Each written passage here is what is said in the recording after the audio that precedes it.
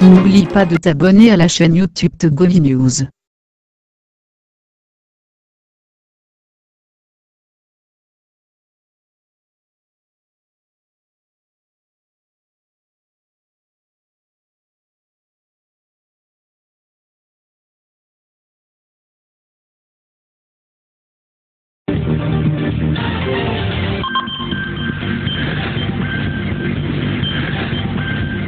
Madame, Monsieur, bonjour à tous. Nous sommes très heureux de vous retrouver ce matin sur la radio Taxi FM Lomé, Taxi Presse de ce lundi 18 février 2019 et avec Michel Tchadja, le patron du journal Ouara Les Vainqueurs, et l'homme Atis Ogbe, le patron du journal La Nouvelle Tribune, et Abbas Isaka, le patron du journal Le Mania Libéré.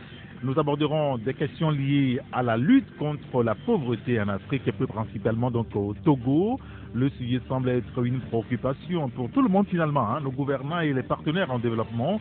Le conseil d'administration de Millennium Challenge Corporation et le gouvernement togolais se sont accordés il y a encore quelques jours sur un don de 35 millions d'euros, beaucoup plus pour les TIC et le foncier. Et quand on parle de lutte contre la pauvreté, cela sous-entend la bonne gouvernance. On analysera ensemble le sujet. Et cette question qui revient après les scènes de violence répétitives sur nos terrains de football, après Dapaon et Kabou, il y a une semaine, le mal touche aussi Badou à l'occasion du match au Kiti et Ifodjet à Tapamé. On assiste donc au retour des vieux démons, dirait l'autre. Pourquoi le Togolais devient si violent à tous égards maintenant? Alors, la violence verbale, elle, court les rues. Il semble qu'elle découle beaucoup plus de l'intolérance. On en a parlé déjà une fois. On reviendra sur le sujet de la violence avec les confrères en studio.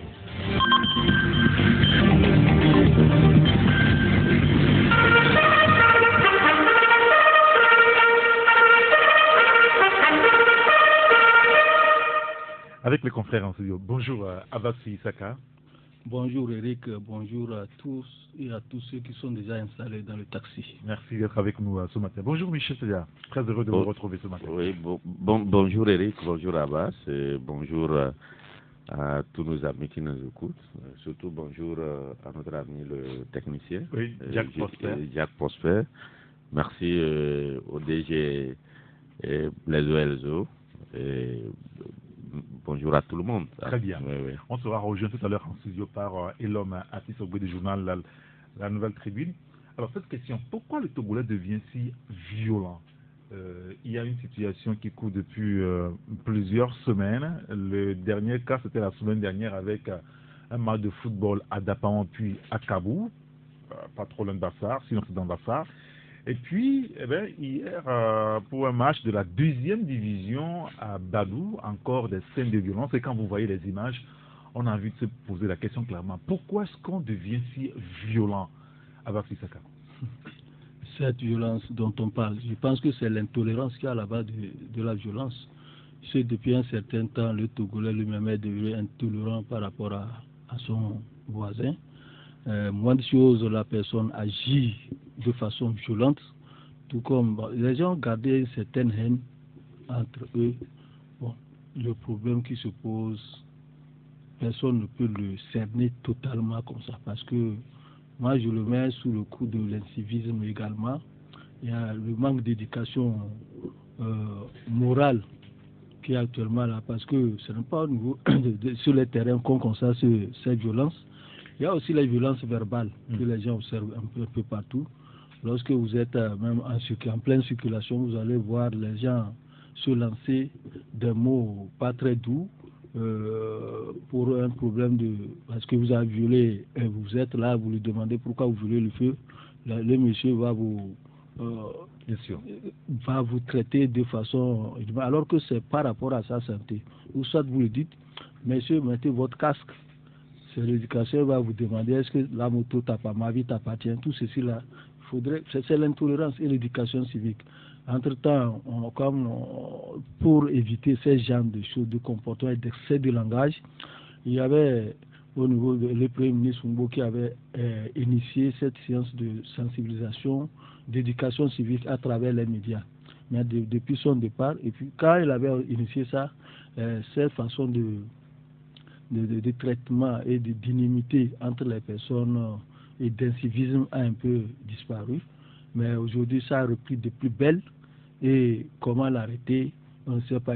Maintenant, ça va jusque même là, sur les stades. Avant, il y avait ça aussi sur les stades. Ce n'est pas maintenant qu'on enregistre ce genre de choses, puisqu'on a vu même des matchs qui sont allés même terminer avec des morts et autres là.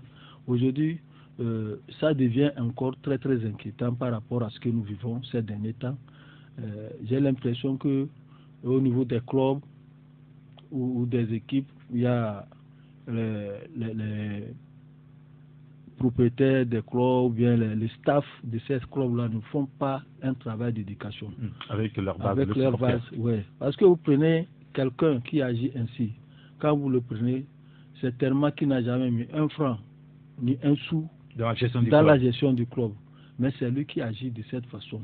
Et après tout, c'est le club qui subit les sanctions. Donc cette histoire des choses, c'est une façon d'éduquer, surtout au niveau des clubs où il y a toujours de la violence. J'espère qu'il faut organiser des séances de sensibilisation et de formation à l'endroit des supporters. À chaque fois qu'il y a match, il faut rassembler les gens, les sensibiliser. Même s'il n'y a pas match, si vous êtes tout ça, vous savez que vous êtes des supporters. Ce n'est pas le fait de crier dans la bouche qu'on est supporter d'un club, mais c'est à participer de façon active à la gestion de ce club. Et si vous êtes responsable, ça vous responsable, vous n'allez pas agir de cette façon. On évoque le cas de Badou hier, mais il n'y a pas qu'à Badou. Peut-être que l'ampleur de Badou a fait quand même tiquer tout le monde, mais également à Tchévier hier, il a failli de peu qu'on assiste aussi à des scènes grotesques de violence selon nos informations.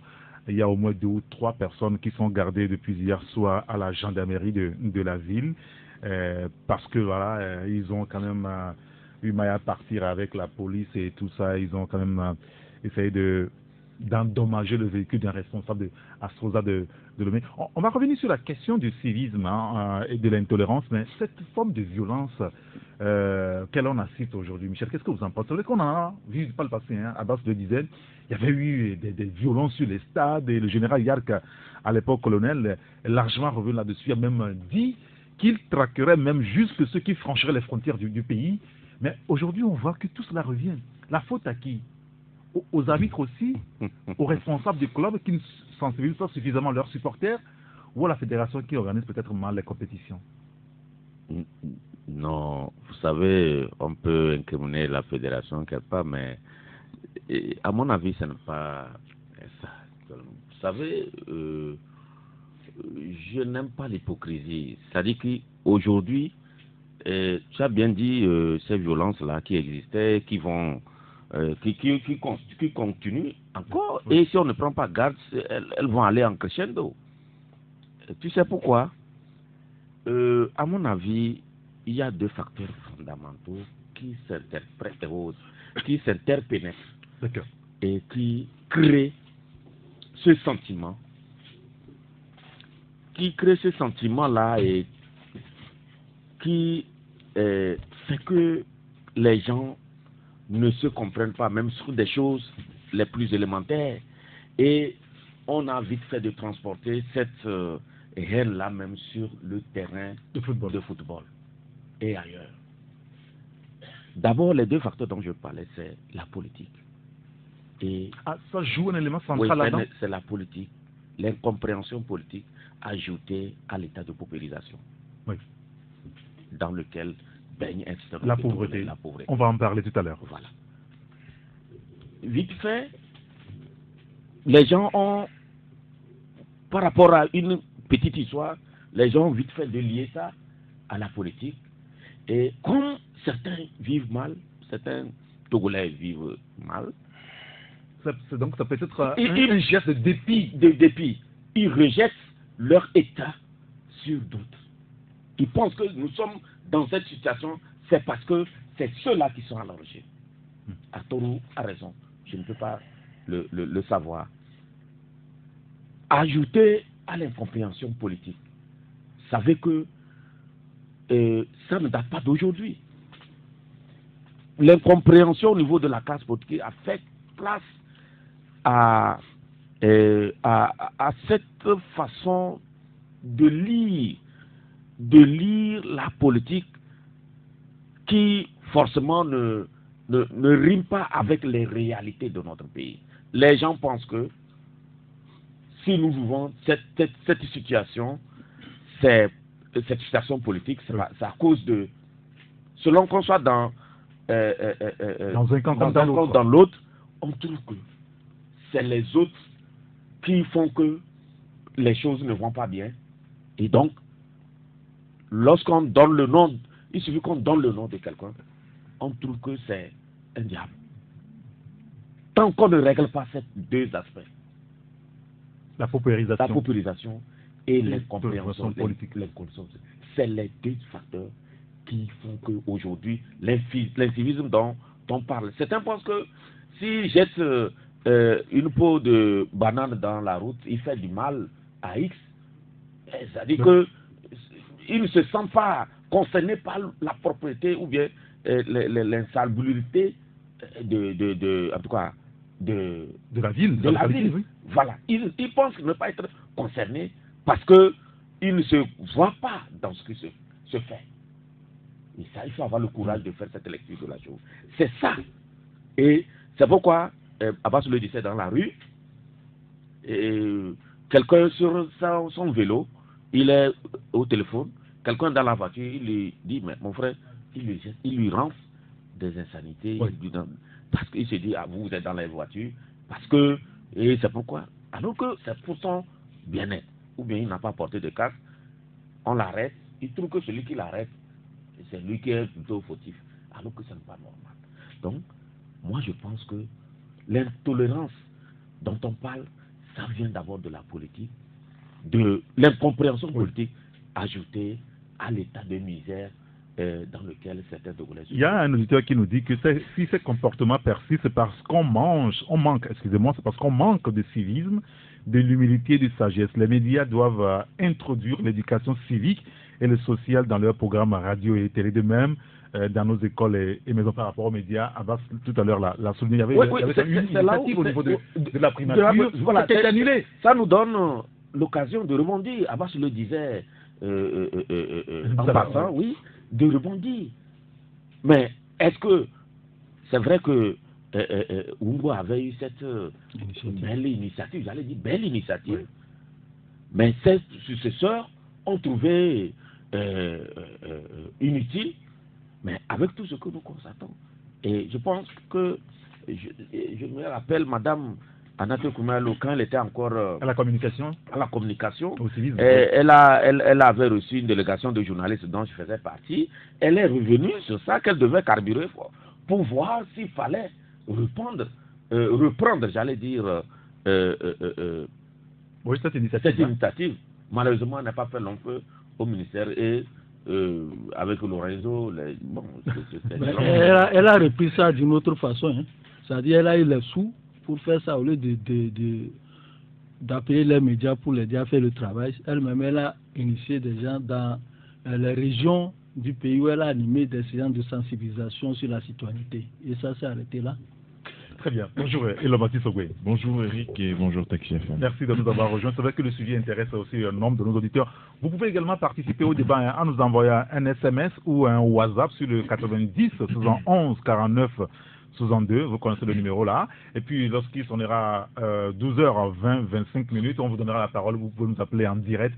Cette fois-là sur le 93 96 99 99 ou le 99 20 09 59. Et cet auditeur qui nous dit la FTF doit commencer par poser des actes forts, rétrogradés en division inférieure toute équipe qui se donne donc à la violence pour décourager tous ceux qui seront tentés d'emprunter ce chemin. Un autre auditeur qui nous dit le problème du Togo, c'est le manque de civisme, parce qu'il suffit de voir comment les gens s'insultent dans la rue pour comprendre le degré d'incivisme du Togolais. Et il nous faudra une bonne éducation civique, renchérit-il. Et puis cet auditeur aussi qui nous dit, dans un pays où il y a beaucoup de motos, c'est toujours comme ça. Et l'homme artiste, je vous proposerai la même question. Pourquoi est-ce qu'on est devenu si violent au Togo? Ça, c'est difficile de répondre parce que il faut vraiment aujourd'hui étudier le mal de fond en comble. Je me rappelle que on avait entre-temps commandité, ou on avait proposé qu'on fasse une étude sociologique sur la violence dans le stade, mais je ne me rappelle plus exactement où se trouve cette proposition, parce qu'il faut aujourd'hui faire des analyses ou des études sociologiques, anthropologiques par rapport à ce qui se passe, parce que ça fait la énième fois et la énième saison qu'il y a des violences sur des stades lors des championnats. Et chaque saison, avec son lot de violences, son lot de blessés, son lot de décès malheureusement. Et cette année encore, on est tombé dans ce cirque infernal où les diables sont de retour. On constate sur le terrain un peu partout qu'il y a des scènes de violence. L'année dernière, on a fait la même chose. Cette année, ça recommence. Et ce qui m'inquiète, moi, c'est que la FTF prend du temps à sévir, ou bien quand elle sévit, ça ne fait pas cas d'école. Vous vous rappelez, vous prenez le match de Tabligo avec Arabia FC en deuxième division, ce qui s'est passé. Arabia et Espoir. Ensuite, le match à Dapan entre Fowadan et puis... Dito, la dernière fois. Dito, voilà. Et ensuite, le match au niveau de Bikenti et Gomido. Pour des raisons d'arbitrage aussi. Et maintenant, il y a eu d'autres matchs aussi. Il faut dire, il y a eu d'autres matchs par le passé. Donc, on se demande véritablement ce qui se passe. C'est vrai que sur le terrain, les supporters sont violents parce qu'ils disent qu'il y a un mauvais arbitrage. Oui, il y a un auditeur qui nous dit que les responsables, les commissaires au match des clubs sont responsables des violences sur nos terrains. Quand ils donnent de l'argent aux arbitres de siffler en leur faveur. Ouais, ça, c'est la rhétorique et on connaît ça aussi. Oui. En même temps, le problème réel est sur le tapis. Oui, le problème réel est sur le tapis. Hier, moi quand j'ai vu les images où les forces de l'ordre étaient obligées de gazer les gens, savant que le bus d'Okiti ne parte pour Badou, je me suis posé... il faut dire, voilà, mais pas pour Atapamé. Je me suis posé des questions parce que véritablement, il va falloir que la FTF puisse sévir, parce que là, on ne peut pas comprendre qu'il y ait cette escalade de violence dans les stades. Le foot est plutôt un élément de réconciliation, un jeu où tout le monde prend plaisir, et il y a toujours un vainqueur, il y a toujours un vaincu. Mais quand les dés sont pipés et que véritablement on se pose des questions, parce que ce problème d'arbitrage, moi je me rappelle que c'est pas aussi nouveau, où on accuse les arbitres d'avoir sifflé en faveur d'un camp plutôt que de l'autre, ou de ne pas être objectif au niveau du sifflet. Et d'ailleurs, certains arbitres togolais ont été quand même touchés par l'enquête du Ghanéen. Voilà. Donc, véritablement, il faut que la FTF puisse prendre ses responsabilités, parce que à ce stade-là, personne n'est innocent. Et tout le monde est dans le lot. C'est-à-dire, s'il y a aujourd'hui violence, c'est la faute aux acteurs, et d'abord aux responsables aussi, et à ceux qui jouent, parce que on ne peut pas aujourd'hui, comme je l'ai dit, on ne peut pas aujourd'hui connaître le problème et ne rien faire que de sanctionner. C'est-à-dire, il faut sanctionner, oui, mais il faut prévenir. Quels sont les actes préventifs que la FTF pose? Quels sont les actes préventifs que les associations membres de la FTF sont en train de poser? Le corps arbitral, qu'est-ce que les gens font pour que de telles scènes ne se produisent plus à l'avenir? Mais on est plutôt dans la passivité en attendant de sanctionner, parce que sanctionner c'est bien, parce que même les sanctions qu'on donne au club, c'est des sanctions légères, c'est-à-dire pour des gens qui ont perdu leur vie, pour des gens qui ont vu leur tête cassée, pour des gens qui ont vu leur bus caillassé, tout ça. Je pense que c'est des sanctions légères où on dit, bon, là, le club paie 300 000 francs. 300 000 francs, c'est combien pour un club de foot? En tout cas, je sais que c'est pas facile de tenir un club, mais 300 000 francs, c'est des cacahuètes pour quelqu'un qui aspire à être président de la FTF.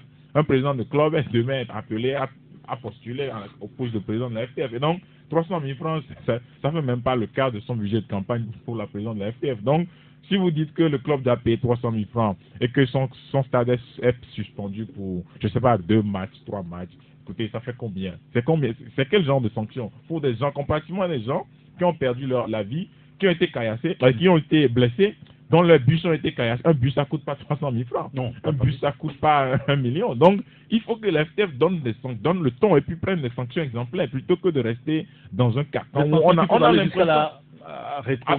Oui, mais on s'est passé dans ce pays avec Abou Ossé. Voilà, avec Abou Ossé, mais ce qu'Abou Ossé n'a jamais. Parce que ce qui guette notamment Bikenti de Bassar, c'est ça, parce que c'est la récidive. Et on a aussi les tests au niveau de la fédération. Oui. Quand on parle de récidive, les sanctions peuvent aller jusqu'à la rétrogradation. Oui, il faut le faire. C'est-à-dire qu'il faut pas aujourd'hui mettre des sentiments dans le foot. J'ai l'impression que les gens mettent un peu de sentiments dans la gestion des choses. Votre club a été auteur de violence, on vous sanctionne. Peu importe si vous êtes proche du président ou si c'est le président, c'est un frère d'armes. Mais je dis, il faut dépasser cette étape. Le foot, c'est le foot. Les gens qui jouent au foot, ce ne sont pas des membres de notre famille. Mais est-ce que vous pouvez accepter que des membres de votre famille puissent subir ce sort-là? Non. Donc, il faut laisser cette histoire de c'est mon frère d'armes, c'est mon ami, tout ça. Il faut sanctionner conformément au test. Très bien. Il y a un auditeur qui nous dit, c'est encore du football ça, si c'est que la FTF avait préalablement sanctionné Bikenti et Fouadan, ça dissuaderait les autres clubs. Et voilà, on s'est contenté de suspendre que les terrains.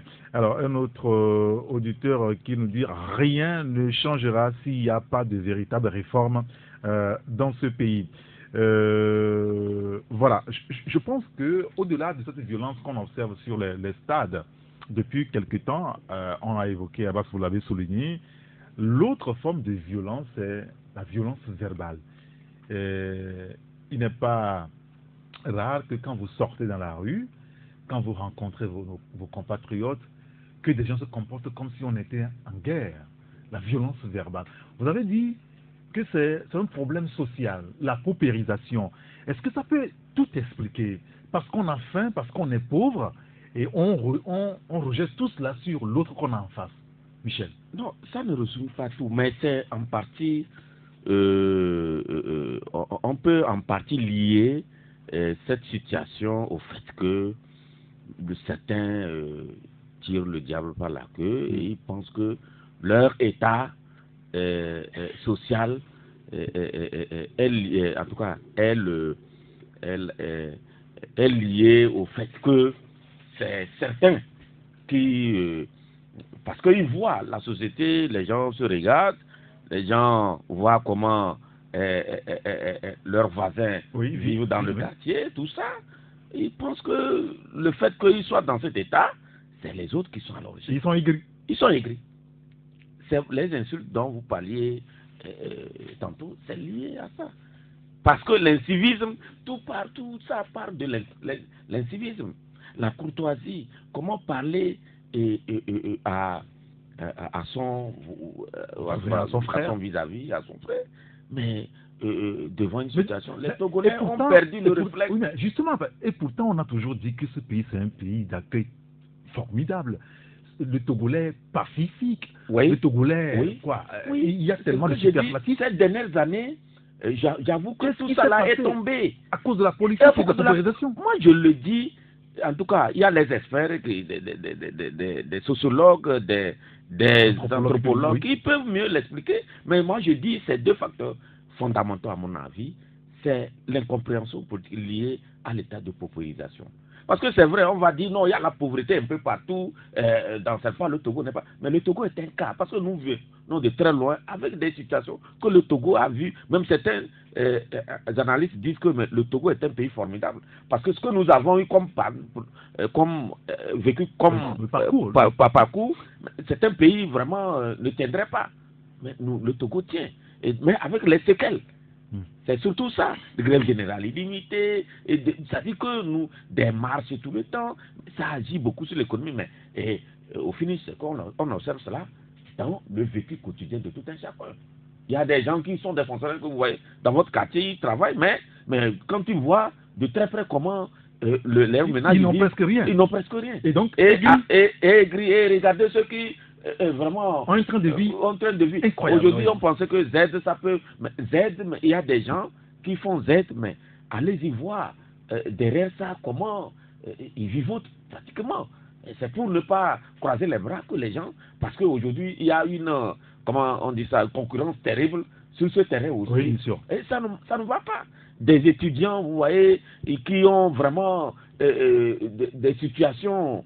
Qui vivent des situations, des choses. Donc tout ça là, ça fait que nous avons... Mais je vais revenir un peu par rapport au football. Vous parliez de FTF. Oui, bien sûr. Mais j'avoue que cette fédération, je ne pense pas qu'elle est en mesure, elle fait entre bientôt 4 ans, je ne pense pas que c'est elle qui est en mesure de régler tous ces problèmes dont vous parliez. Vous parlez des sanctions au rabais, tout ça là, mais elle est passée maîtresse dans ça. Parce que Les gens ont joué un championnat, on a annulé pratiquement un championnat. Par exemple, de parler d'apaisement, de quoi? Il y a un laxisme, il y a un laisser-aller. Aujourd'hui, quel club on va sanctionner? Les tests sont là. Hein. On a laissé les tests entre-temps du côté. Oui, on a parlé du championnat d'apaisement. Oui. Pour faire autre chose. Ça va être compliqué aujourd'hui de revenir au test. Ça va être compliqué. Surtout, on va vers des élections en 2020, les élections nouveaux de la FTF. Oui. Donc, cette fédération, vraiment, elle s'est mélangée les pédales. Aujourd'hui, je ne pense pas qu'elle soit en mesure de prendre les taureaux par les cornes. Elle est disqualifiée parce qu'elle a vraiment, elle a brillé par un laxisme, comment l'appelle-t-on là, un laisser-aller terrible aujourd'hui. Elle ne peut pas se rattraper. C'est fini ça. Oui, mais en même temps, il va falloir redresser la barre. Mais elle ne peut pas. Ce n'est pas elle qui peut faire ça aujourd'hui. Tout un championnat a été annulé. On parle d'apaisement. Qu'est-ce que le football a à faire avec ce que vous appelez apaisement? Aujourd'hui, quel club on va sanctionner durement? Alors qu'en temps de pas le passé, on a caressé. Il y a eu des on a caressé d'autres équipes dans le sens du poids. C'est compliqué aujourd'hui. Cette fédération, tout ce que vous allez dire, moi je ne pense pas qu'elle soit vraiment capable de régler tous ces problèmes-là. Ça va continuer comme ça. Hein, parce que aujourd'hui, c'est clair, tout ce qui va se passer, tout le monde n'a les yeux rivés que sur les élections qui vont à la FTF en 2020. Donc, ça dit que les choses vont se passer comme si il n'y a pas une fédération pour sévir. C'est dommage, c'est comme ça. Très bien. Alors, c'est vrai qu'on a parlé de la FTF avec les violences, mais au-delà de ça, il doit y avoir un problème réel sur le tapis. On parle de l'incivisme, de l'intolérance aussi. On en a parlé, déjà débattu ici. Il y a un auteur qui nous dit que Michel parlait de frustration. Oui, quand les gens dans le gouvernement dorment dans les hôtels classe affaires jusqu'à 8 000 euros, il parle de 8 euros, je pense que c'est une erreur parce qu'on a parlé de 8 000 euros. 8 000 euros par nuit, tandis que certains ne toucheront jamais ce montant jusqu'à la fin de leur vie. Ils chercheront des moyens pour se faire entendre mais par la violence. C'est quand même bizarre. Hein. Un autre auditeur qui nous dit la politique a gagné tout le terrain, même en foot, car il y a quelques années, j'étais à Agné, Abou Ossé devrait descendre en D2. Et figurez-vous que l'ex-président d'alors est parti négocier avec l'autre équipe parce qu'ils sont du même bord politique. Et Abou Ossé a gagné, a fini par se maintenir. Cette manière de faire frustre les autres clubs, mais cela ne dédouane pas la violence dans nos stades, conclut l'auditeur. Un autre qui nous dit, pourquoi le Togolais devient violent? Moi, je pense qu'il faut faire une étude un peu plus approfondie sur ce fait, puisque, à ma connaissance, le Togolais n'est pas du genre violent, mais si cela arrive, il va falloir savoir que le Togolais en a marre de tout ce qui se passe dans le pays, ce qui fait qu'il est... voilà, enfin, c'est ce que nous dit donc l'auditeur. Et ça, il faut régler ce problème. Comment est-ce qu'il faut régler ça aujourd'hui? Il faut le régler avec toute une volonté, parce que Michel disait tout à l'heure que le commerce là ne peut pas régler ça. Avec le courage et l'abnégation, je pense que ce problème peut être réglé. Oui, violence sur les stades. D'accord, très bien. Oui, mais de façon générale. Cette question de violence qu'on observe un peu partout, dans les rues, partout. Je l'ai dit où les gens ne se respectent pas, l'incivisme a grandi partout. C'est devenu un monstre. Tu as évoqué tout à l'heure le fait que le Togo était un pays d'accueil considéré comme Suisse de l'Afrique et que les Togolais. Oui. Mais c'est à partir de quand on a commencé par voir l'incivisme arriver. C'est après 90 où on a commencé, même il y a des gens qui ont dit que bon, si les autorités ne respectent pas les lois, nous aussi, on s'en fout des lois, on ne respecte pas. Donc, il y a les institutions de la République. Ce n'est pas aussi un vrai problème. C'est ça, il dit, le vrai problème. C'est-à-dire les institutions de la République sont bafouées. C'est-à-dire que voilà, si les autorités elles-mêmes ne respectent pas la loi, on ne va pas demander aux citoyens de la respecter. De la respecter. Alors que bon, ça aussi, ça a contribué à ce que nous sommes en train de voir sur les violences.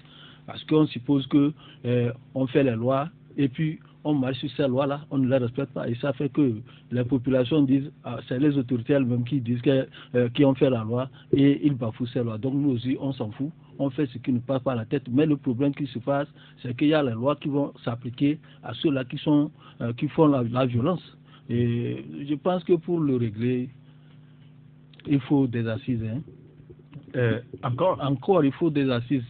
Parce que ça devient inquiétant. Un peu partout, ça devient inquiétant. même cette violence verbale arrive même jusqu'à atteindre certaines autorités et certains diplomates, parce que je me rappelle il y a de cela 1 an ou 6 mois, c'était au niveau en descendant à Kosovo pour aller au feu rouge en allant à Casablanca là. Donc il y avait un Zambien qui était à côté d'une femme, elle était au volant. Et puis le véhicule était immatriculé. RTG non, d'accord. Numéro diplomatique là, bleu. Oui. Donc elle s'est arrêtée, elle lui dit, et il s'est arrêté, il lui dit, regardez-moi ça, à Chao, comme vous ne faites rien, on vous achète des véhicules, vous voulez faire des la femme était très frustrée, elle allait garer, mais le temps qu'elle revienne avertir la police, le monsieur est parti avec sa moto. Naturellement. Après, donc vous voyez, ce genre de choses-là, il faudrait qu'on repense. Et le problème de l'incivisme, il faut repenser. C'est l'incivisme et l'intolérance là, il faut repenser. Tout part de la politique aussi. Tout part de la politique. Mais si on ne peut pas s'asseoir. Pour régler ce problème, il faut que ça parte aussi de la politique. Il faut que ça parte il faut que aussi les politiciens puissent accepter aujourd'hui, puisque Michel l'a dit, c'est l'incompréhension politique qu'il fait. Et s'il y a une compréhension politique, ça va réjaillir aussi sur la population qui vont se faire. Parce que moins de choses, les gens ont une haine viscérale envers les autres. Et ça fait que la dernière fois à Kabou, vous savez comment on poursuivait cet arbitre-là, qui a pu escalader un mur de 3 mètres pour pouvoir sauver sa vie. Ce n'est pas sur eux. Des hommes qui poursuivent une femme parce que pourquoi elle n'a pas soulevé le drapeau pour signaler un hors-jeu. Et à Badou, ils disent que Atakwame a toujours gagné sur les pénaltys. Et que cette fois-ci, chez eux à Badou, là, il n'y aura pas pénalty. On a sifflé pénalty. C'est ça qui a provoqué la bagarre. Oui, bien sûr. C'est ça. Et maintenant, les gens sont là, les joueurs sont blessés. On les a vus. On a vu les images. Les images. C'est horrible, hein. Et avec dans les joueurs de football vous voyez que c'est la première fois même là pour cette saison qu'on a lancé les gaz.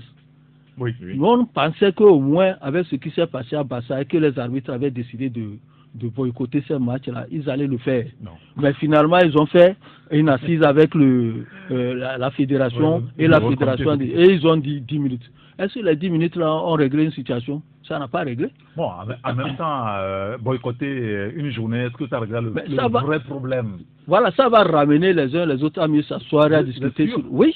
D'accord. Oui. Il y a un auditeur qui nous dit c'est la frustration politique, on l'a dit, hein, c'est la frustration politique qui met les gens dans cet état. Il n'y a rien entre nous Togolais. Souvent, l'appartenance des responsables des clubs par rapport donc aux partis politiques influence les arbitres et les Togolais n'acceptent plus.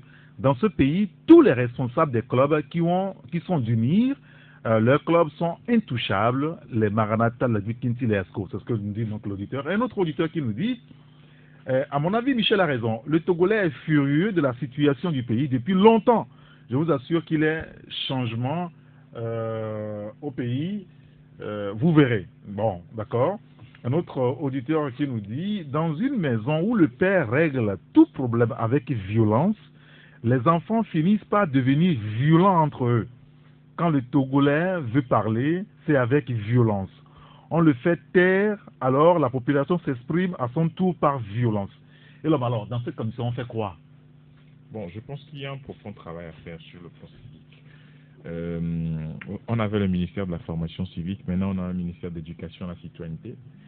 C'est la même chose, hein, c'est la même chose, mais je voudrais sincèrement qu'on puisse revoir ce problème parce qu'il y a une fracture civique dans le pays, il faut le dire. Et la sensibilisation au civisme et à la citoyenneté va jusque sur nos stades, va jusque sur nos terrains de football.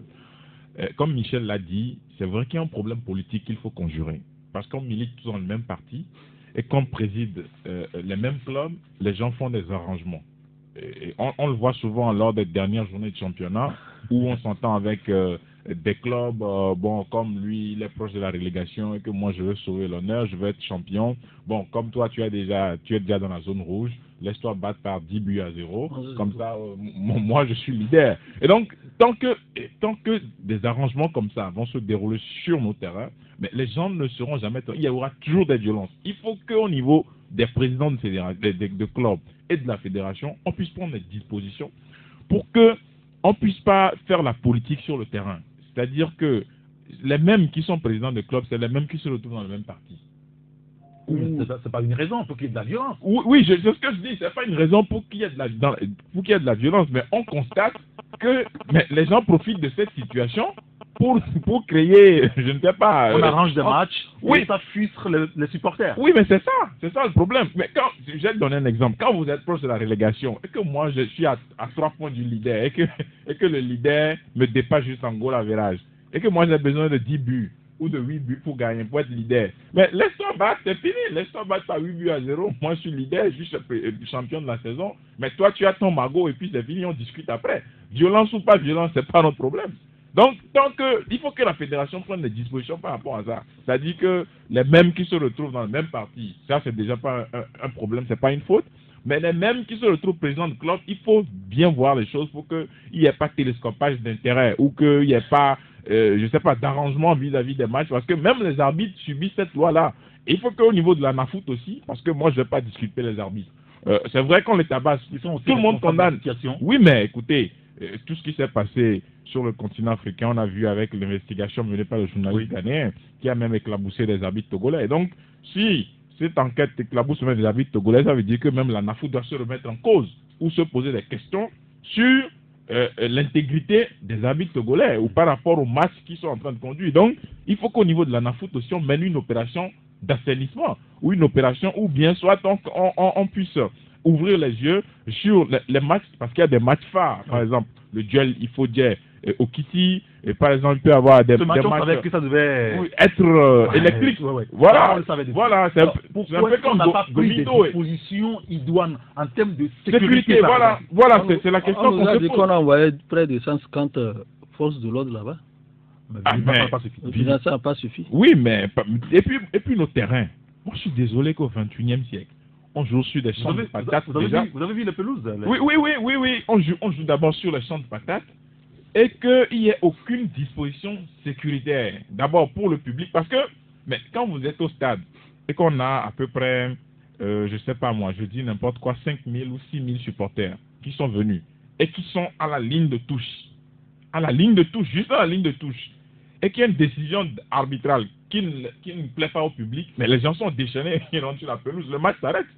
Et combien de détachements, combien de gendarmes peut-on déployer pour contenir une foule en rage qui même rentre 5 ans, mais c'est impossible. Donc aujourd'hui, il faut qu'au niveau même des stades, que la FTF ou que l'État puisse véritablement subventionner les clubs, ou que les présidents de clubs puissent voir dans quelle mesure s'organiser pour mettre en place un dispositif. Mais écoutez, sur des stades, par exemple, on voit des gens qui sont dans leur chambre, ils ouvrent juste la fenêtre, ils regardent le match de football. Mais il peut même sauter de la fenêtre pour aller sur le terrain. Donc, alors que l'entrée est payante. Donc, il faut que véritablement à l'intérieur du pays, on puisse vraiment mettre des dispositifs. Mais franchement, il semble qu'à l'intérieur, c'est très compliqué d'aller jouer un match de football. Alors, généralement, nous parlons de la violence de façon générale aussi, avec la question du civisme que vous avez souligné. Je voulais quand même passer quelques messages des auditeurs. Il y a un auditeur qui nous dit « Le civisme au Togo a perdu sa noblesse. Ce n'est pas aujourd'hui. Depuis qu'on a suspendu les cours de civisme à l'école primaire, donc à résumer, c'est au gouvernement de commencer et les autres vont suivre puisque eux-mêmes n'arrivent pas à respecter leurs propres lois. » Voilà, c'est ce qu'il nous dit. Un autre auditeur qui nous dit si nous assistons à ces choses aujourd'hui, c'est très normal, puisque depuis très longtemps, cette graine de violence est semée dans le cœur des Togolais au fil des temps par le régime en place. Et c'est ce qu'on a toujours vu. Tout ce que nos autorités font constitue des bombes à retardement. Et je dirais qu'elles n'ont rien encore vu. Le pire s'abattra sur elles-mêmes dans peu de temps. Bon, en tout cas, on ne va pas souhaiter le pire pour notre pays, le Togo. Alors, pour régler l'incivisme, il faut qu'il y ait un changement au sommet de l'État, nous dit un autre auditeur. Il y a un autre qui nous dit, violence, oui, la génération actuelle est malade de son propre mode de vie, très déplacé, à voir même les acteurs souvent jeunes en design, sans remords, ni moralité requise, dans tous les secteurs de la vie sociale. Exemple, allez-y voir à Sigamé avec ses pouces-pouces à Gomaï, très agressifs. Ça, c'est une vérité aussi. Hein. Oui. Un autre auditeur qui nous dit, s'il vous plaît, n'allez pas loin, hein, car c'est le népotisme causant donc à la minorité qui s'accapare donc les richesses du pays. Prenons 2 diplômés, l'un brillant mais ne trouve jamais d'emploi, alors que l'autre médiocre trouve de l'emploi juteux et a de la promotion. Nous comptons seulement sur l'intervention divine pour corriger le tir, nous dit donc cet auditeur. Et puis ce dernier message, on reviendra sur les autres un peu plus tard, qui nous dit: la violence en sport ne peut s'expliquer par des mobiles politiques. Cette violence persiste en raison du manque de sanctions appropriées contre les équipes de présidents de clubs supposés tout-puissants et qui font dans la corruption à outrance. Par ailleurs, les arbitres aussi doivent jouer leur partition en refusant les pots de vin, nous dit donc cet auditeur. On reviendra sur les autres messages lorsqu'on sera dans le véritable heure consacrée donc à l'écoute des auditeurs. Ça nous amène à revenir sur la question de la bonne gouvernance. Vous savez, les sujets se suivent, se lient pratiquement. Et cette question de la pauvreté et de la bonne gouvernance, on va l'évoquer puisque la semaine dernière, le gouvernement togolais, l'administration, sinon le conseil d'administration du Millennium Challenge Corporation se sont entendus sur un accord de dons, on va dire presque, de dons de 35 millions de dollars. Et quand on parle de ça aujourd'hui, on demande de parler de la lutte contre la pauvreté. La lutte contre la pauvreté, finalement, tout le monde s'y intéresse, hein, le gouvernement togolais naturellement, et puis les partenaires en développement qui viennent finalement en aide aux Togolais pour aider les gouvernants à asseoir des bases saines et donc lutter contre la pauvreté. Est-ce que cette lutte contre la pauvreté, est-ce qu'on pourra gagner finalement cette lutte, Abbas? La lutte contre la pauvreté. Bien sûr. Oui, on pourra la gagner s'il y a la volonté. S'il n'y a pas ce qu'on appelle les pilleurs des ressources en avant. Parce que lorsque le gouvernement s'engage à dire qu'il lutte contre la pauvreté et qu'on y met des moyens, on met des personnes, des gens qui sont chargés de gérer ces projets pour que cette pauvreté disparaisse et qu'à la fin on ne voit rien et que c'est sur papier que la pauvreté a disparu, ce n'est pas la peine. Donc on ne peut pas arriver. Là, il faut des garde-fous. Ceux-là qui sont, parce qu'on a vu dans... En même temps, excusez-moi, mais l'autorité semble multiplier des efforts depuis des années pour pouvoir reculer la pauvreté. Vous avez le sentiment aujourd'hui qu'en réalité tout ça c'est sur de papier? Mais c'est sur papier parce que c'est ça que je suis en train de dire, que ceux-là qu'on met pour exécuter ces projets, si ça met les poches d'abord avant de faire le temps, l'argent qu'on a mis à disposition pour que la pauvreté recule, et que les messieurs qui sont là à gérer, ils veulent se satisfaire d'abord avant que d'aller voir sur le projet. Qu'est-ce qu'on va gagner? Parce qu'il y a beaucoup de projets qu'on a mis en place ici et on a vu que rien n'a marché. Finalement, les populations sont toujours demeurées la même chose, les mêmes. Rien n'a changé à leur niveau. Il n'y a rien qui est changé. Par exemple, quand tu vas voir une famille qui n'arrive même pas à manger une fois par jour, les gens tirent le diable par la queue. Si c'est que le projet, l'argent qu'on a donné aux gens de gérer et de faire tout pour que la population sorte. Si c'est bien exécuté, c'est bien mis en place, là où, si ça va, là où ça doit aller, on ne peut pas encore dire qu'on a la pauvreté, parce que ça fait des années, plusieurs années, qu'il y a des projets, des projets sociaux qui sont envoyés au sein des choses, mais rien, on ne trouve rien de concret. Si les gens sortent aujourd'hui pour contester le pouvoir, c'est l'aigreur, la pauvreté. Parce que les gens disent nous avons faim. C'est finalement des terreaux fertiles pour la contestation. Oui, c'est des terreaux fertiles pour des contestations. Parce que quand vous avez des projets sociaux initiés par le gouvernement, et maintenant ces projets-là, c'est que ces projets sont soumis à des partenaires en développement qui financent. Ces partenaires ont financé.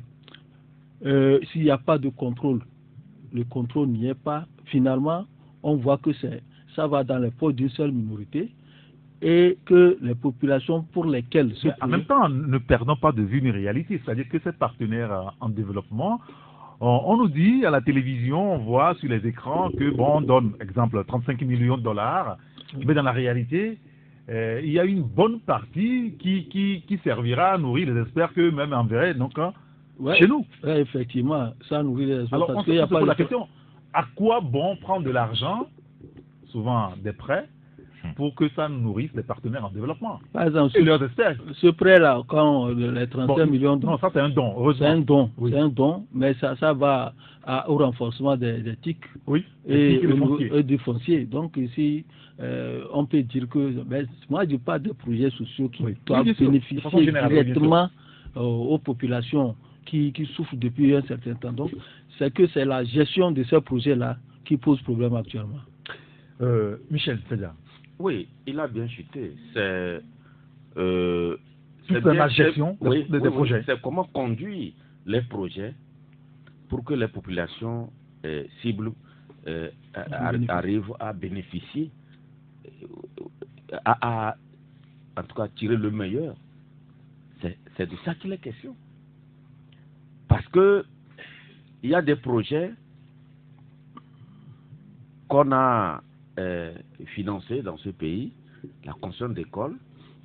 On a juste commencé la construction des écoles, on a juste mis les fondations et puis c'est fini. Les gens ont disparu. Oui. Avec l'argent public. Avec l'argent public. Ça, aujourd'hui, les bailleurs de fonds ou les partenaires, je pense qu'ils ne viennent qu'en appui. Il nous revient nous-mêmes de savoir maîtriser nos ressources. C'est de là, moi c'est ça qui me préoccupe beaucoup, parce que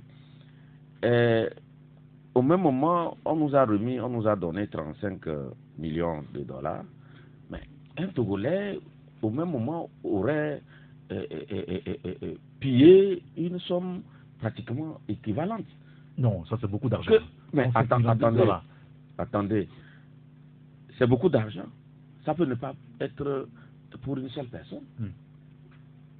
Parce que la corruption... C'est vrai qu'on a parlé de 6 milliards dans ce pays. Hein. Oui. Je suis d'accord avec vous finalement. Oui. Non. Parce que le vrai problème, c'est de ça qu'il est question. Les ressources propres, nos ressources, si elles ne sont pas bien contrôlées, mais ce n'est pas ceux-là qui vont nous... Ce n'est pas les bailleurs qui vont nous donner, ça va nous suffire. Si l'État, heureusement que le gouvernement est en train de mettre tout en place pour lutter véritablement contre la corruption, nous osons croire. Si l'État ne prend pas vraiment ses responsabilités dans ce domaine, je pense que même les dons là, certains sont déjà, il y a des prédateurs, il y a des on a fait des calculs autour déjà. Des gens sont là prêts. Si les choses ne sont pas bien surveillées, il y a des gens prêts à se remplir les poches aussi. C'est de ça qu'il est question. Comment voulez-vous que dans ce pays, vous allez voir, je l'ai toujours dit, une ONG nous donne peut-être un fois la construction d'un forage dans un village. Tout le village, c'est 5 millions. Oui. Tout le village cesse de travailler cette journée où on veut inaugurer. Oui. 5 millions par rapport à comment les gens détournent. Hein? On va me dire, j'ai vu qui, mais peut-être Abouchlia est là, on verra si ce que nous disons tous les jours, si c'est nous attendons les travaux de Abouchlia, on verra. Parce que aujourd'hui au Togo, c'est de ça qu'il est question. Et les frustrations dont vous parlez, c'est de ça. Quelqu'un de rien du tout, il prend un poste et quelques mois après, mais si on voit le Togo, il est, excusez-moi de parler vulgairement comme ça, il est capable d'acheter. Mais les gens sont là, on le regarde. Hein, ça donne des frustrations. Ce n'est pas possible. Il faut, tu sais, chez nous on dit, si vous donnez à manger à un enfant, vous avez le droit de vous lécher de temps en temps le doigt. Mais ceux qui mangent la nourriture des enfants, c'est des criminels. C'est de ça qu'il est question dans ce pays.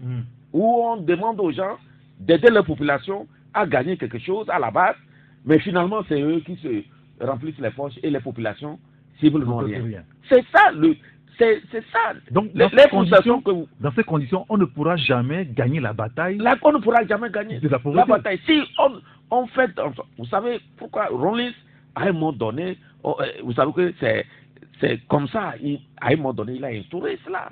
Ça dit qu'on vous donne, on vous met à la tête d'un projet pour conduire un projet dans l'intérêt des populations, et vous me demandez parce que l'ascension que l'on s'est réservée à ses compatriotes.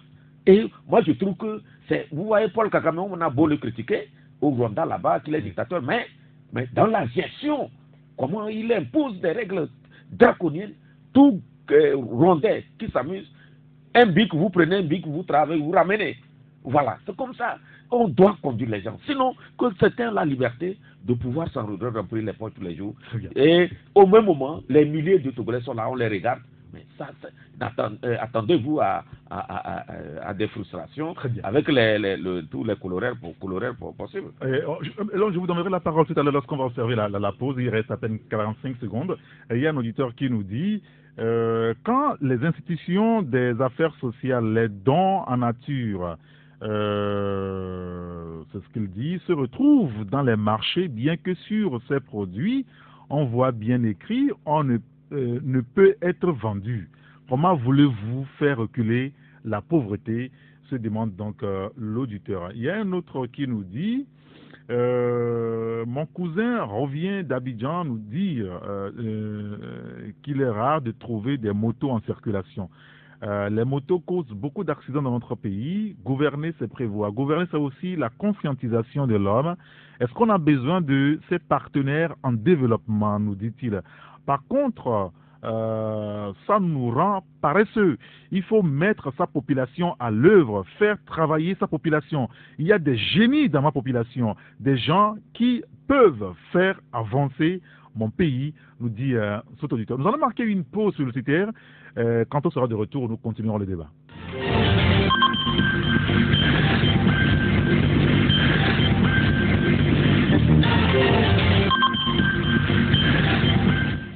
Il est 12h02 sur Radio Taxi FM Lomé. Merci de nous rejoindre dans Taxi Presse avec Elom Atisogwe, Abbas Issaka et Michel Tchadja. Nous poursuivrons le débat tout à l'heure, mais avant, nous sommes en liaison avec la rédaction de Taxi FM et c'est Amen Assignon qui est du journal. Bonjour Amen. Bonjour Eric Gator. Vous allez bien? Je vais très bien. Merci de nous avoir rejoints. Vous êtes au programme pour Taxi Midi 12h45. Quel est le contenu de votre journal Amen? Reconnaissance et remerciements, les mots maîtres utilisés par les députés UNIR Tchamba à l'endroit de leur électorat de Tchamba, justement. Une visite effectuée ce week-end. Toujours ce week-end, les députés UNIR de Tchaoudja ont prié pour conjurer le sort dans la localité liée au phénomène entre griffes mystique des filles qui tombent en syncope. On en parle donc à 12h45. La technologie sera également au menu avec Microsoft Teams. Véritable révolution numérique traduite par un travail innovant en équipe avec la solution 365. Les détails, ce sera avec Jean-Marie Leblanc. Et puis sport, ASCK, toujours leader de la D1 après 17 journées, mais talonné de près par la SOTR. Édito. Merci beaucoup Amen Assignon. On vous retrouvera tout à l'heure pour le développement de tous ces titres. À 12h20, nous vous donnerons la parole. Vous pouvez vous aussi vous exprimer sur les sujets que nous sommes en train d'aborder. On a parlé de la violence dans les stades et puis généralement la violence dans notre cité. Il y a un auditeur d'ailleurs sur le sujet qui nous dit pour dire vrai, cette haine des Togolais entre eux montre combien de fois l'État a démissionné devant sa responsabilité durant des années et le Togolais est devenu chagriné contre son frère. Tout est à la responsabilité de l'État. Selon Thomas Hobbes, la seule façon d'ériger un pouvoir commun, c'est de confier le pouvoir et la force à un seul homme ou à une assemblée qui puisse réduire toute leur volonté par la règle de la majorité en une seule volonté. Cela revient à dire désigner un homme ou une assemblée pour assurer la personnalité du peuple et que chacun s'avoue et se reconnaisse comme l'auteur de tout ce qu'on aura fait ou faire faire. Quant aux choses qui concernent la paix et la sécurité commune, celui qui a ainsi assumé leur personnalité et que chacun, par conséquent, soumette sa volonté et son jugement à la volonté et au jugement de cet homme ou de cette assemblée. La multitude est ainsi réunie en une seule personne et ainsi appelée républicain. Telle est la génération de ce grand Léviathan. C'est ce que nous dit donc Florent. Et on parlait de la lutte contre la pauvreté en Afrique. Et donc, est-ce que ça ne nous amène pas à parler de la bonne gouvernance, comme les confrères ont dit tout à l'heure, cette question de la lutte contre la pauvreté? Oui, oui, mais je pense que c'est un défi quotidien pour beaucoup d'États, surtout en Afrique subsaharienne, même en Amérique du Sud et un peu partout dans le monde. Quand vous prenez un pays comme les Philippines, vous prenez plusieurs pays, le Madagascar aussi qui a ses réalités, mais le Togo aussi a quand même beaucoup de pauvres. Hein, et quand vous prenez la zone septentrionale du pays, ou la région des Savanes est la région la plus pauvre du pays. Oui, c'est curieux quand même. Hein. Oui, bien évidemment. Et je pense que c'est un défi permanent, un combat quotidien que les États sont appelés à mener. Mais derrière, il y a beaucoup de choses qui se passent, notamment les aides, ce qu'on appelle l'aide au développement, qui repose le problème central, parce que l'aide au développement, aujourd'hui, on se rend compte qu'une grande partie de l'aide au développement qui nous est accordée sert plutôt de budget de fonctionnement aux institutions qui nous les accordent, oui. et à travers des missions de consultation. Oui, mais c'est ça, c'est comme ça que le monde fonctionne. C'est-à-dire que les aides qu'on vous envoie en Afrique, c'est avec 50% de cette aide-là que les institutions qui vous accordent l'aide vivent, alors que c'est des prêts. C'est des aides sous forme de prêts que vous êtes appelés à rembourser. Et après, on vous dit que bon, vous avez atteint le point d'enchaînement de l'initiative PPT, on vous déclare pays pauvre très endetté, on vous dit qu'on fait on nettoie une partie de l'ardoise et qu'il vous reste une partie pour vous financer, enfin pour vous développer, et que bon, il y a tel État qui, dans sa magnanimité, vous fait une offre de ce prêt-là. Tout ça, c'est à revoir. Donc, il faut poser le vrai débat. C'est-à-dire qu'il faut aujourd'hui que les intellectuels, que les universitaires nous mettent devant cette réalité. Moi, j'ai une fois assisté à une réunion à l'hôtel Sarakawa, au club diplomatique, où il était question de l'aide au développement. Et en ce temps, il y avait Mme Kardia Salodiaï. Et on ne nous a pas véritablement donné la parole pour pouvoir poser ce terme de questions, parce qu'il y avait des questions pertinentes à poser sur la pertinence même de l'aide au développement et la structuration. Parce qu'on ne nous a jamais fait un débat sur la structuration de l'aide au développement, alors que c'est le piège.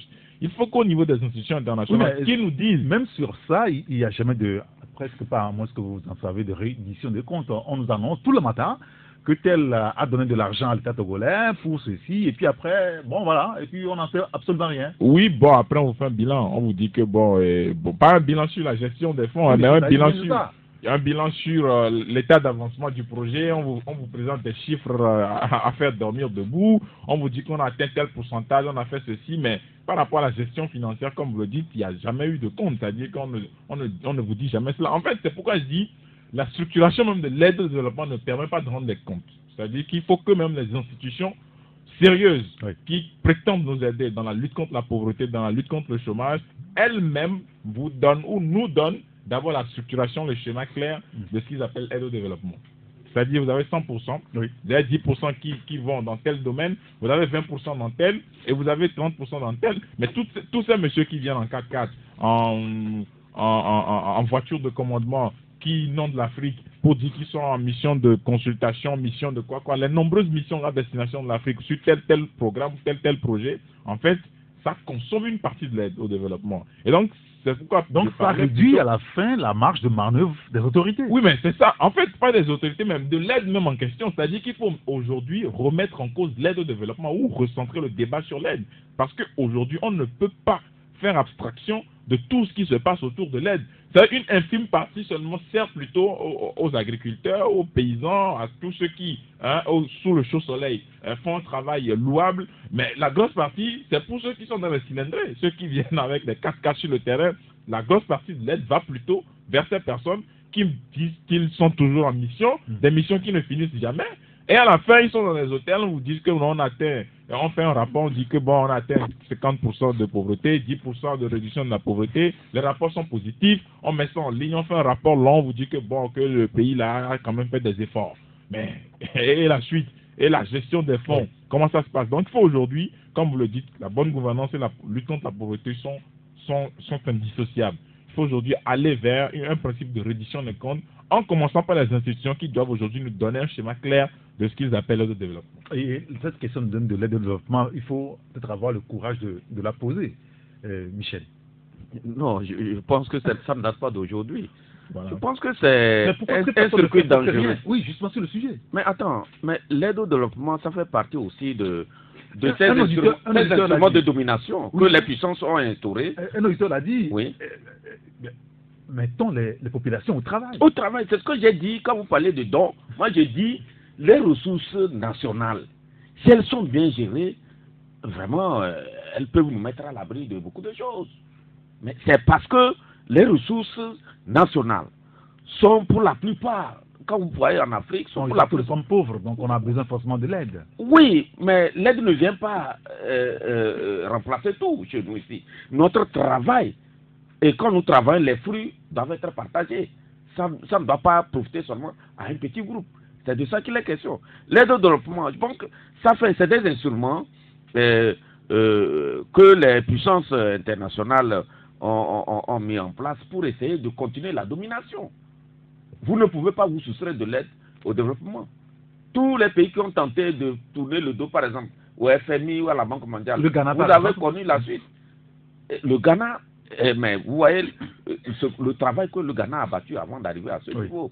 Mais il y a des pays comme le Venezuela, par exemple, qui a dit à un moment donné, mais nous n'avons pas besoin. Mais vous voyez ce qui est en train d'arriver à ce pays. Il y a tant d'autres pays aussi qui, je pense, autant de Thomas Sankara, ce visionnaire, il avait vraiment une vision tellement, en tout cas, je ne vais pas dire une vision claire, mais qui, il a voulu que les Burkinabés se mettent réellement au travail, que c'est seul le travail, la sueur des Burkinabés pouvait les libérer de tout ce que nous voyons aujourd'hui sur le plan international. Mais bon, il a été incompris en son temps avec ce que vous connaissez. Mais je dis que l'aide publique au développement, c'est dans ça que l'homme le disait, les réseaux mafieux, les escrocs, les bandes d'escrocs, c'est là-bas, là-bas vous allez trouver tous ces réseaux-là qui sillonnent les pays.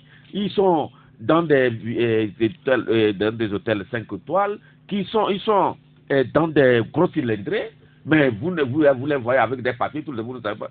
Après, ils font des rapports bizarres et ils endorment les populations, les dirigeants, et ils s'en vont avec la moitié, même plus de la moitié même, du don. Alors, qui est responsable? Peut-être aussi ceux qui gouvernent ces pays. Oui, ceux qui gouvernent ce pays. Ils sont complices de ça. Et ils ne peuvent pas ne pas faire cela. Soit ils ne sont pas là. Voilà. Donc, c'est une situation que nous vivons, nous observons. Rares sont les pays qui, vraiment, visiblement, tiennent tête et qui veulent s'en passer de ces dons-là. Parce que derrière ces dons, derrière cette aide au développement, ce qui se cache, mais c'est incroyable. Et nos dirigeants, ils le savent très bien. Ils le savent très bien. Et ils ont toujours continué parce que, vous savez, vous ne pouvez pas tenir longtemps si vous ne faites pas avec cette puissance-là. Parce que la banque, vous connaissez les propriétaires de la Banque mondiale et du FMI, vous les connaissez très bien. Et donc, mais c'est pas... Vous savez, Kabila, à un moment donné, il voulait donner les marchés. C'était un marché aux Chinois. Mais je te dis que la Banque mondiale et le FMI sont allés faire pression sur Kabila. Ils disent, si tu donnes ces marchés-là aux Chinois, nous n'allons pas... ils ont des appellations, les décaissements, ils vont annuler quoi. Mais là, Kabila ne peut jamais un jour vous dire que ça, c'est ce que le Fonds mondial, le FMI et la Banque mondiale nous disent. Il ne peut jamais le dire. Mais c'est la réalité que les dirigeants eux-mêmes subissent. Et ils font avec, parce que sinon, vous connaissez... Alors, comment est-ce qu'il faut sortir de tout ça pour le bonheur de nos populations? C'est le travail. Quand nous prenons le Togo, c'est le travail des Togolais. Mais la sueur des Togolais doit être partagée. Les fruits de notre labeur doivent être partagés équitablement. Mais quand certains se cachent derrière le rideau pour empocher tout, c'est là où vous voyez tout ce que nous constatons un peu partout. Abba Fissaka. Non, je dis que l'aide au développement, on ne peut pas s'en passer parce qu'on dit qu'un pays ne peut pas vivre en autarcie. Il doit avoir besoin de ces aides pour évoluer. Il faut aussi le travail de ces enfants. Je l'ai dit tantôt, c'est la gestion de ces aides-là. Et puis ceux qui font ces aides-là, c'est qu'ils ont des intérêts. On parle souvent d'aides intéressées. Et quand on évoque tout à l'heure les 4x4 climatisés qui vont même sur le terrain ou pour voir les pauvres personnes, c'est que même ceux-là qui nous donnent ces aides-là en profitent. Ils savent pourquoi ils font ça. Parce que sans ça, eux aussi ne peuvent pas vivre. Et ça fait qu'aujourd'hui, les gens sont encouragés à dire nous allons porter une aide à ces pays, tel pays va prendre ceci, tel pays va prendre cela, parce qu'ils ont leurs intérêts dedans. Quand les Chinois ont commencé aussi par faire des aides aux pays africains, c'est parce que aussi, eux aussi ils trouvent leurs intérêts. Lorsque les Chinois, c'est la porte même pour s'enrichir, pour enrichir les pays européens. Maintenant, c'est la grande porte même pour enrichir la Chine. Lorsque la Chine vous fait des aides et qu'il y a un projet à réaliser, est-ce que c'est les Togolais même qui la main d'œuvre? Ce n'est pas les Togolais. On amène les Chinois, ils viennent ici, ils font le travail, et après les ouvriers, même qu'on prend au Togo là, même la main d'œuvre, c'est-à-dire le transfert de technologie, ils ne l'ont pas. Et très souvent, ces Chinois travaillent dans la nuit. Et le matin, les ouvriers locaux, nationaux vont venir faire certaines choses. Le problème de ces aides, c'est que ça profite à ceux-là qui vous aident. Et si ça ne leur profitait pas, puisque c'est des aides intéressées.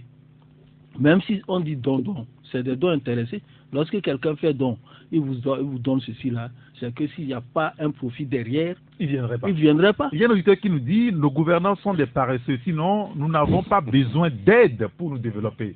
Effectivement, il a raison. Parce que quand vous prenez, souvent, nous sommes des producteurs de café, cacao, surtout la Côte d'Ivoire et le Ghana. Oui. Mais quand vous allez maintenant en Europe, c'est nos propres produits là qu'on prend pour transformer. Oui, oui. Et nous ramener ça ici. Mais si un Africain va là-bas pour dire que je cherche et je vais aller chez vous, on lui demande est-ce que tu as visa, tu ne viens pas. Mais les produits locaux, nos produits qu'on a fabriqués chez nous ici là, quand ça arrive là-bas, ils ont besoin de choses, des visas pour les faire là, pour les envoyer là-bas. Ce n'est pas des visas avec les papiers qu'ils viennent prendre nos produits pour les transformer et nous les ramener. Il a raison de dire que c'est la paresse même de nos dirigeants. Alors, il faut nous mettre ce peuple au travail. Mais nous avons les ressources. Nous avons beaucoup de ressources. Faites tout, qu'on fasse tout pour trouver des moyens aux populations. Comme ça, je ne sais pas si le ministre de l'Agriculture qui a commencé maintenant à avoir des visions, s'il peut aller jusqu'au bout de sa logique, je pense que ça peut aller. Mais rester dans cette position, dans cette posture, il faut dire que nous attendons toujours de l'aide de l'Europe, c'est rester sous le système de la colonisation jusqu'à ce jour et être paresseux, comme on le dit. On ne veut pas s'efforcer et qu'on attend toujours. Parce que la main qui tend. Est-ce que le Togolais est paresseux dans la réalité? Est-ce que le Togolais ne travaille pas suffisamment? Le Togolais travaille suffisamment. Mais comment il bénéficie de son travail? Qu'est-ce qu'il récolte de son travail? Le Togolais travaille. Mais est-ce qu'il a le retour de son travail? Parce que quand on prend au Togo, si on a du maïs, les paysans qui travaillent, qui font le maïs, qui sèment, finalement le maïs là s'en va où? On prend ça, on exporte, et le paysan, à combien de francs on achète le maïs du paysan ici? À combien de francs? C'est pas le coton dont on parle. Le coton, les travailleurs, les Togolais, il y a les cotonculteurs là qui font un bon travail. Est-ce qu'ils ont le bénéfice de leur travail? C'est la question. La réponse est non. La réponse est non. Donc, ce qui veut dire que le Togolais travaille, mais il ne gagne pas son travail. Il ne vit pas de son travail. C'est ce que je veux dire. D'accord. Il y a un auditeur qui nous dit, en effet, il faut refuser les aides et les prêts qui ne sont que des arnaques. Seuls les dons sont sans intérêt. Comme le clame le président ghanéen Nana Akufo-Addo, l'Afrique, le continent le plus riche, n'a pas besoin d'aide. C'est ce qu'il ne cesse de dire, ça c'est vrai.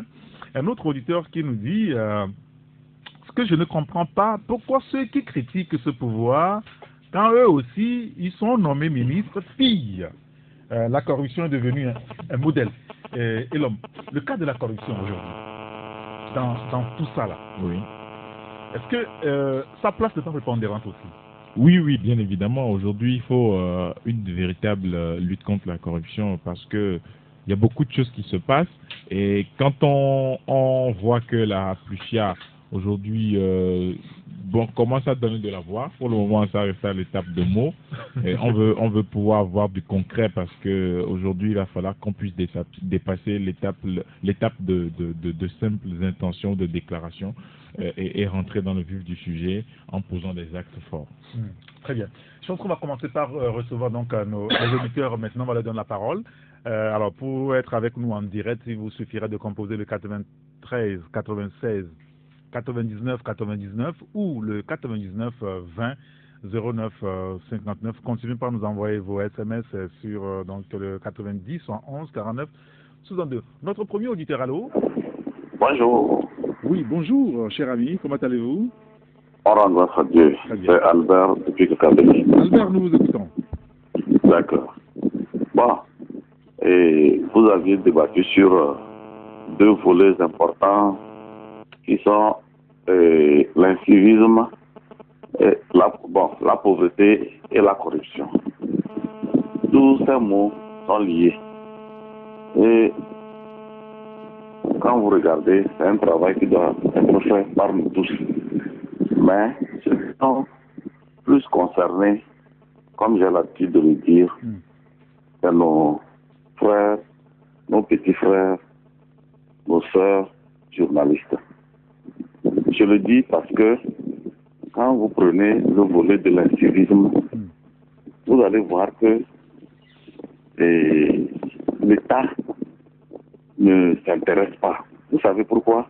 Non, parce que certains journalistes, surtout sur le plan social, voient comme ça que la population souffre à la faim, mais ils maintiennent leur position. Ils vont passer par des alchimies pour vous dire que c'est bon.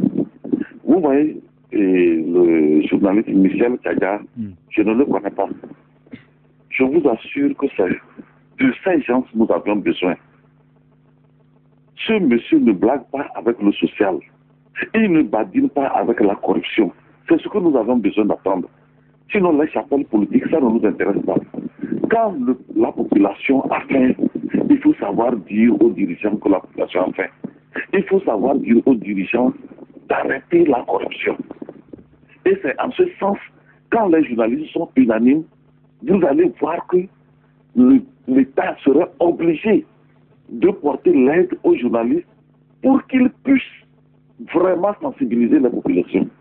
À cette heure où je vous dis, presque tout le monde est en train de vous écouter. D'accord.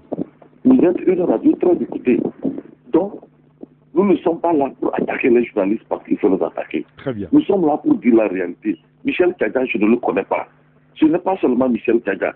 Loïc Lanson, Fabrice, je ne le connais pas. Mais c'est des gars, ils connaissent, ils ont la crainte de Dieu. Quand ils veulent parler du social, ils sont francs. Et c'est comme ça qu'il faut vivre. Très bien. Vous allez voir que l'incivisme va disparaître de soi. Quand c'est dénoncé par tous les journalistes, au lieu de faire le malin, on parle des alchimies. Quand on est sur un dossier, on appelle le gars, je suis sur ton dossier. Et bon, après vient le... Monsieur Albert, merci beaucoup. J'allais vous interrompre, dans la possibilité à d'autres citoyens aussi de nous appeler. C'est vrai qu'au début, on a parlé de la violence, de l'incivisme, de l'intolérance finalement qui gagne les cœurs. On a parlé ensuite, n'est-ce pas, de cette histoire de lutte contre la corruption, enfin beaucoup plus la pauvreté. Allô? Allô, bonjour. Bonjour, cher ami, comment allez-vous? Ça va très bien. Je m'appelle Michael. Monsieur Michael, nous vous écoutons. Ok. Donc, concernant la corruption, moi je voudrais demander si est-ce que la population peut faire quelque chose. Par exemple, si quelqu'un a pillé le pays à ses fonds, et puis on peut s'organiser pour attaquer la personne en même temps directement chez lui. Non, je pense que c'est aux autorités de faire ça. On n'a pas le droit de... Non, c'est que ces autorités sont démissionnées de leur travail. Même vous ne pouvez pas vous organiser pour attaquer les gens. Oui. Monsieur Michael, vous ne pouvez pas vous organiser pour attaquer les gens. Non, c'est normal parce que déjà on est en train de souffrir et puis les gens sont vivre dans le bonheur et tout. Nous, on souffre. Non, en même temps, on a une règle dans la cité. On va la respecter, monsieur Michael. Merci. Non, si nous avons commencé par respecter ces règles-là, nous n'allons pas s'en sortir. Très bien. Merci de nous avoir appelé, Michael. Passez une excellente journée. Il y a un auditeur, un autre au téléphone. Allô? Ah, il est parti? Il est là? Allô? Il est parti, très bien. Il y a un autre qui nous dit, quand on parle de corruption, il faut d'abord le définir. La définir. Même les médias sont corrompus. Tout est corrompu dans ce pays, nous dit l'auditeur. Un autre qui nous dit... Allô? Oui. Allô? Allô? Oui, bonjour. Bonjour, monsieur Eric. Monsieur Poulani, nous vous écoutons. Oui, c'était pour les violences là. Oui, allez-y. Il y a un journaliste sur le plateau qui disait on avait commis des gens, les sociologues, de voir pourquoi il y a cette violence là. Je pense que M. Saga a défini ça déjà. C'est ça la politique et le civisme. Dans un pays où l'autorité ne respecte pas les règles qu'on se donnait, c'est comme ça la population va se composer. C'est ça. Quand l'autorité n'existe pas, elle n'existe pas pourquoi? Parce que comment est-ce qu'elle a été restaurée? C'est à ce niveau-là qu'il faut voir. Quand vous parlez de l'incivisme, vous pensez que un père à la maison qui se comporte bien, ses enfants seront impolis envers lui, ne vont pas le respecter. Mais s'il vole, il triche, il ment. Il pense que sa femme même va le respecter. La plupart des gens du quartier, c'est ce qui fait mal. Et puis la pauvreté, comme il est en train de le dire. Les gens, à tous les niveaux, les gens sont aigris. Ils s'énervent. En pensant que celui-ci a pourri, celui-ci a triché, on ne l'a pas puni. C'est lui qui est la cause. Et c'est ceux qui sont la vitrine du pays. On ne peut pas se tromper. Cette violence-là, on ne peut pas l'arrêter.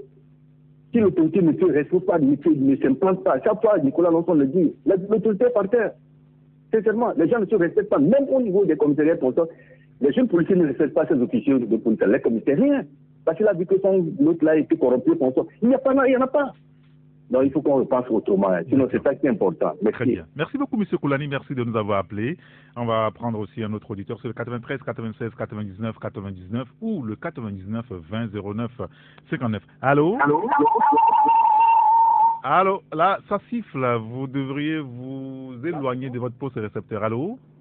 Oui, allô, bonjour. Bonjour, cher ami. Oui, M. Wilfried. Wilfried, nous vous écoutons. J'ai l'impression que dans ce pays, on revient toujours sur les mêmes problèmes. Nous parlons beaucoup, mais nous n'arrivons pas à trouver de solutions. Alors, nous savons tous que les gouvernants, ils vont démissionner et tout. On le dit, on sait qu'il n'y a pas de... Ça ne change rien. Mais est-ce que nous-mêmes, à notre niveau, nous ne pouvons pas trouver des solutions? Nous attendons toujours que l'autorité, ils essayent de bien faire les choses. Nous voyons que ce n'est pas le cas. L'incivisme, nous tous, on le voit. Quand on est sur la route, on s'insulte, on se parle mal, on ne respecte pas les feux. Il n'y a plus rien qui soit organisé dans ce pays. Est-ce que le problème ne vient pas depuis notre éducation de base? Est-ce que depuis la base, il n'y a pas quelque chose à refaire? Est-ce qu'il ne faut pas, par exemple, revenir à, je ne sais pas, à instaurer une éducation un peu plus militaire? Je ne sais pas. Il faut qu'on trouve des solutions. On parle beaucoup.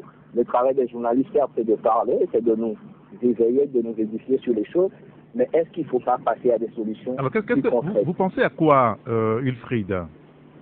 Alors, moi, à mon niveau, je pense que, par exemple, dans certains pays, il y a, je ne sais plus comment ça s'appelle, militaire, ça m'échappe. Il y a une éducation depuis la base qui permet à chacun d'être d'abord fier de son pays et ensuite de savoir qu'il y a des choses à préserver dans ce pays.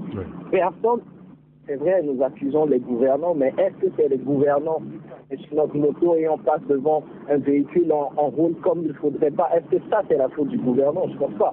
Je pense que depuis la base, il faut que nous-mêmes, population, on se reprenne en charge avant de penser que notre pays pourrait évoluer. Parce que là, on est en train de stagner. Très bien. Merci beaucoup, Wilfried. Merci de nous avoir contactés, d'avoir pu vous prononcer quand même sur ce sujet. Il y a un auditeur qui nous dit que le Togolais n'est pas paresseux. Le Togolais travaille. On a les bras valides.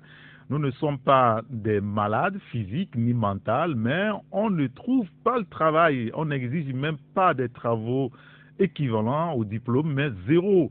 Ainsi, on a le temps de faire des bêtises et d'insulter son prochain. C'est ce que nous dit donc l'auditeur. On va prendre un autre téléphone. Allô? Oui, bonjour. Oui, bonjour, monsieur Komi. Oui, comment monsieur Rick. Oh, ça peut. Nous vous écoutons. Vous savez, sur la question de la violence, j'aimerais dire que les arbitres et les joueurs n'ont qu'à s'en prendre à eux-mêmes. Je répète que les arbitres et les joueurs n'ont qu'à s'en prendre à eux-mêmes. Pourquoi je le dis?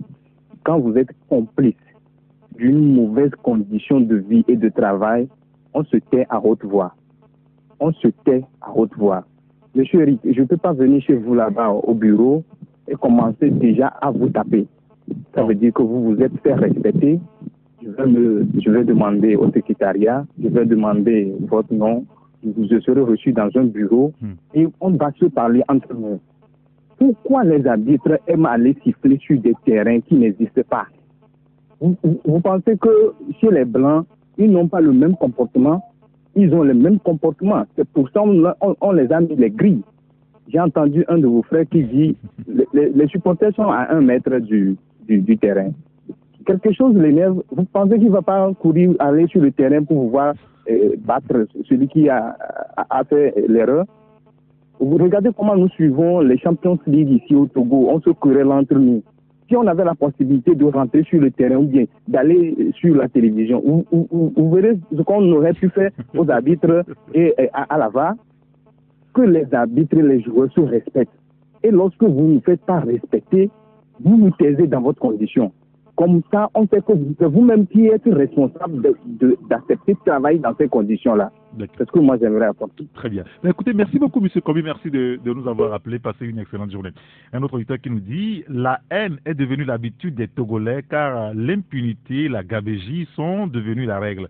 Les enfants du voisin ne vont pas à l'école. Quand vous allez à l'église dimanche avec la voiture RTG, quand vous nous faites tabasser par l'armée juste parce que nous ne sommes pas du même parti, le civisme sera consommé si les dirigeants en font une priorité et se conforment à la loi. On va prendre encore un dernier auditeur. Allô? Allô? Oui, bonjour. Bonjour, monsieur Mionouko de Viadakame. Nous vous écoutons, monsieur Mionouko. Monsieur Eric Ador. Oui. Vous savez, celui à qui appartient cette nature, je vais vous dire quelque chose de complexe aujourd'hui. Ce n'est pas lui la force, mais il a la force. Je vais vous dire ce qui est la force dans ce monde entier aujourd'hui. Dieu n'est pas la force, mais Dieu a la force. C'est le temps qui est la force. La nature veut parler à travers les Togolais que la limite de patience s'annonce. La limite de patience s'annonce, pas de fait. Bon, ils n'ont qu'à commencer par réfléchir, puisqu'ils ont fait mal au monsieur qui s'appelle Pardon. Ces dirigeants-là, ils ont fait mal au monsieur qui s'appelle Pardon. Donc, ils n'ont qu'à commencer par réfléchir, de ne pas énerver la nature. D'accord. Très bien. Merci beaucoup, M. Mionouko. Merci de nous avoir appelés. On ne pourra plus prendre d'auditeurs. Il y a un auditeur qui nous dit que ces actes ignobles sont dus au manque de civisme et de l'impunité qui règne dans mon pays. On en a parlé aujourd'hui, dit un autre auditeur au Togo. Le civisme est devenu une denrée rare car la politique a fait que les Togolais sont aigris et partout où on voit la politique dans ce pays, la corruption est à tous les niveaux, depuis la tête aux pieds, nous dit-il. Et puis ce dernier message qui nous dit « Le système éducatif est à revoir. Les programmes sont à revoir si on veut que le changement vienne. Depuis quand un pays développé peut aider un pays pauvre pour devenir riche ?» s'interroge donc l'auditeur. Un dernier tour de table rapide. Michel, pour conclure. Non, c'est vrai que l'aide publique au développement aujourd'hui, il faut que les pays en voie de développement comme le nôtre commencent à réfléchir. Parce qu'il faut mettre véritablement les Togolais au travail. C'est pas le travail qu'on peut vraiment arriver à avoir quelque chose de substantiel pour notre génération et les générations à venir. Parce que les Blancs aujourd'hui, tout ce qui les importe, les Yovos, c'est de réfléchir à comment nous maintenir dans leur joug pour continuer à piller nos ressources. Quand vous prenez la France, par exemple, il y a un slogan... On nous pille parce que nous aussi, on prend le flanc. Non, c'est le dirigeant. Si c'est moi, je ne perds pas. C'est nos dirigeants qui prêtent le flanc. Pour eux, ils ont besoin de rester longtemps au pouvoir. Et donc, ils sont obligés de faire avec ce que veulent les lobbies qui soutiennent les pouvoirs ici. Parce que quand vous prenez la France, il y a un slogan qui dit que la France n'a pas de ressources nationales, mais elle a des idées. Mais les idées là, allez-y savoir c'est quelle idée. C'est de comment cogner les têtes des gens, comment jouer pour pouvoir distraire les pays, les anciennes colonies, pour pouvoir continuer à piller leurs ressources. Donc il revient au peuple africain de comprendre à un moment donné que quelque part il faut que les gens se mettent véritablement au travail, parce que sans le travail, l'aide publique au développement ne peut pas vraiment nous faire sortir d'affaires. Merci beaucoup, Michel. Alors, l'aide publique fait développer plutôt les Européens, ceux-là qui nous aident, qui nous donnent ces aides-là. Mais je vais revenir par rapport au football. Je sais que, aux violences, je sais que la saison dernière, la fédération avait dit qu'il y a des problèmes sur des terrains et que certains terrains ont été homologués. Mais cette année, ils n'ont pas tenu compte de ça. Et on ne peut pas dire que le stade de Kabou est un stade homologué pour qu'on aille jouer du football là-bas. Si on a accepté qu'on joue, c'est parce que la fédération estime que le stade est bon. C'est cela que cette année-là, j'ai dit que cette année, j'ai dit que la fédération n'a pas tenu compte de ce qu'elle avait dit l'année dernière. Parce qu'on a vu des stades, des grands stades même, qui ont été interdits de choses, même stade d'Atapamé. Je pense que c'est alors que le stade, parce qu'aujourd'hui on ne peut pas se permettre de jouer des matchs où le sporteur ou bien le spectateur est en même temps à côté de la ligne de touche. C'est comme en Angleterre où c'est comme cela. Bon, en Angleterre, même c'est autre chose, les hooligans, mais les gens sont assis. Oui. Ici, les gens sont debout au niveau de la ligne de touche, avec même l'arbitre de touche. Merci beaucoup, Abbas. Il y a un auditeur justement sur le sport, le foot, il nous dit le football dans les années 70-80 se passait comme des fêtes dont les dirigeants, joueurs, supporters, spectateurs se reconnaissent en bons citoyens. Exemple, Semassi à Gaza ou Aiglon, Gomido, avec violence zéro, par peur du président Eyadema. La résignation d'un peuple le rend nonchalant sans être paresseux. Et l'homme, pour conclure, pour terminer, je veux dire. Bon, moi je dirais que la FTF véritablement se consacre au problème de violence sur nos stades, parce que là, je pense qu'on en est en train de franchir un palier.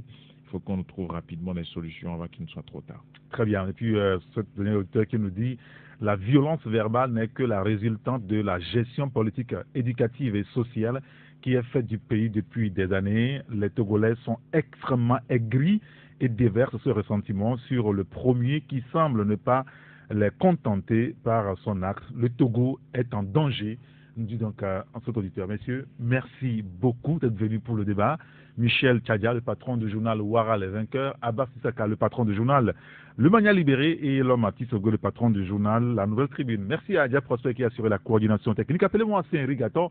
On se retrouve demain pour une nouvelle aventure. Merci d'avoir regardé la vidéo. Abonne-toi et partage la vidéo sur les réseaux sociaux, Facebook et WhatsApp.